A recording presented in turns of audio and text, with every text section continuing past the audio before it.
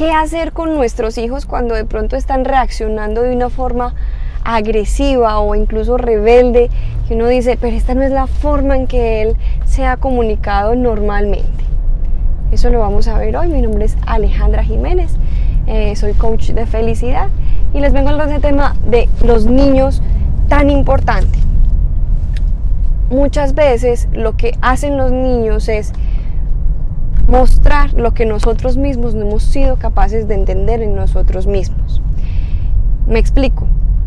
Yo tengo un bebé y este bebé muchas veces tiene situaciones en las que yo no entiendo por qué tiene esa emoción. Entonces hubo momentos en los que cuando estaba empezando muy pequeño se ponía a llorar y llorar y llorar y yo me ofuscaba, y entonces empezamos como una dinámica de emociones fuertes los dos, donde él estaba llore y llore y llore y yo brava porque ¿por qué no se duerme? ¿Y por qué no sale de esa situación? Si yo lo estoy acariciando, si yo lo estoy ayudando. Bueno, finalmente lo que hacía era entender que mi bebé estaba copiando mi emoción.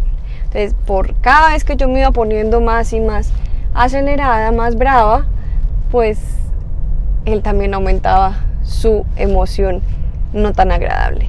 Entonces, ¿qué hacía yo? Me alejaba un ratico, tomaba aire, respiraba, entendía la situación y volvía calmada. Y cuando volvía calmada, mágicamente el bebé cogía esa emoción que yo tenía y la volvía tranquila. Es decir, él estaba tomando mis emociones y en coherencia, si yo quiero que él esté tranquilo, pues yo también debo estar tranquila. Y muchas veces pensamos que a partir de mi bravura yo puedo lograr que él pueda estar tranquilo.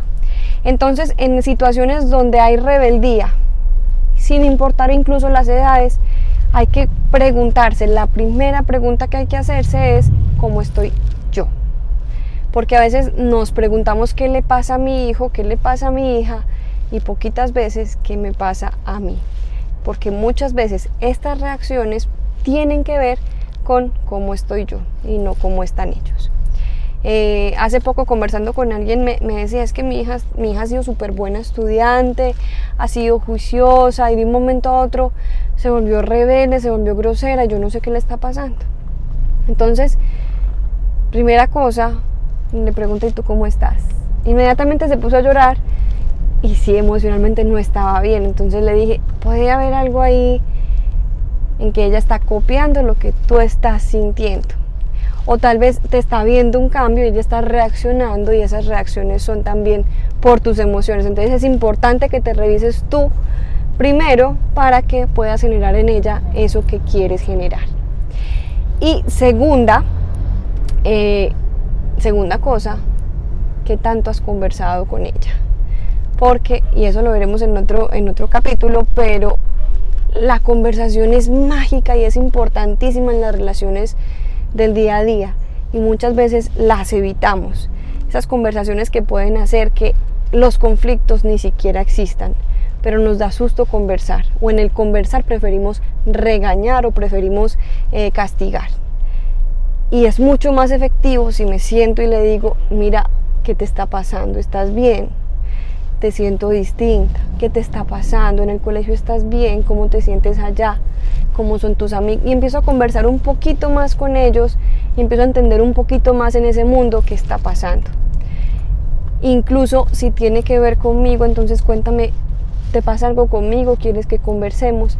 Y es hablar desde personas, no desde como era el modo de antes de hablar de un papá, que era simplemente yo digo que es así, así mando y así se hace y listo y punto.